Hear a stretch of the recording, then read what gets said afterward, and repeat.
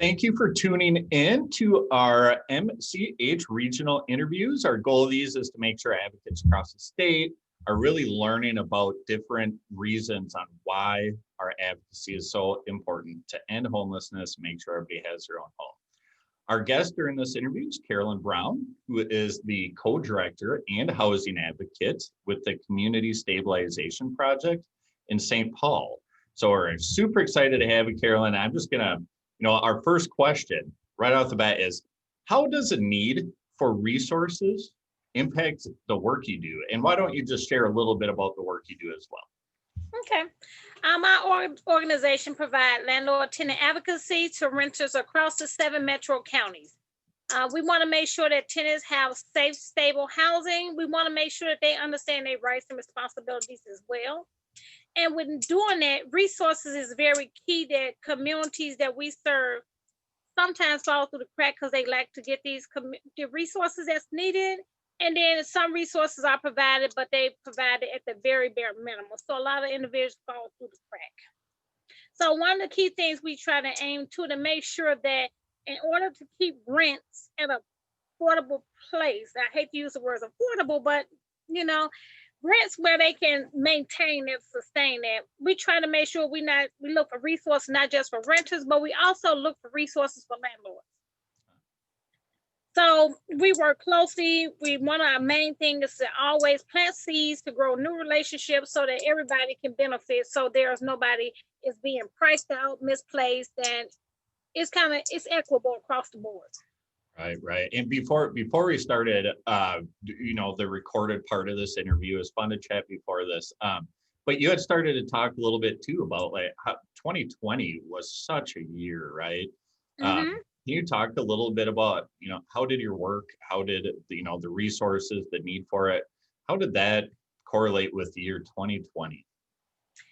2020 was a year. COVID-19 came in and it caused a lot, where a lot of individuals that never had to go through anything are now facing, they don't know which way to go, to be homelessness, how to put food on the table, but more so they lack the knowledge to know about how to navigate to get to the resources so that they can be sustainable. So we really need to work on how to make sure that information is being publicized more on a broader level, but at a level that everybody can understand how to do it. So that's one of the key things. Yeah, that's so important.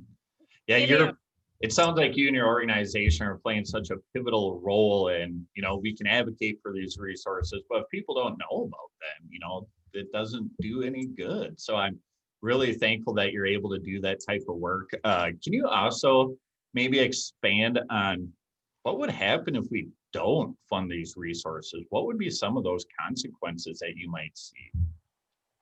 If the resources are not funded, one of the key things that right now everyone's talking about the number of individuals that's facing homelessness, what's going to happen after the stay safe at home is lifted.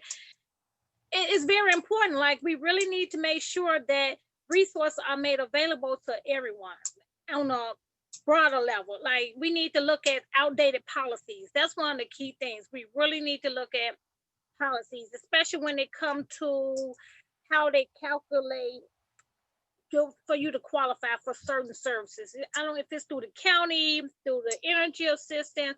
We really need to look at these outdated policies and get those changed. Right. So hopefully us as advocates are able to work with people like yourself to identify some of those things that need to change.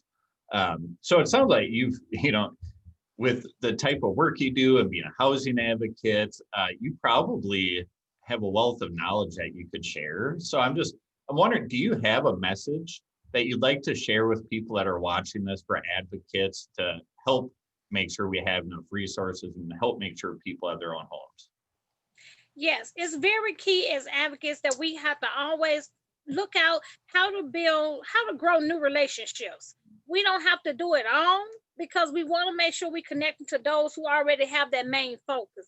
Because if everybody, we continue to build together on what we got, then we be able to have a quicker solution to those either homelessness, facing homelessness, mental health. It kind of depends on which area we coming from. But if we have enough collaboration with other organizations already doing the work, we can better serve the need.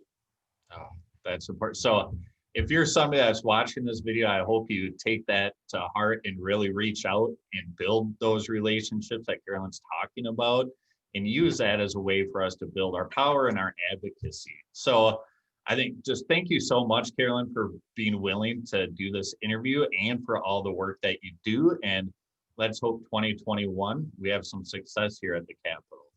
Yeah, thank you as well. Yes, thank you.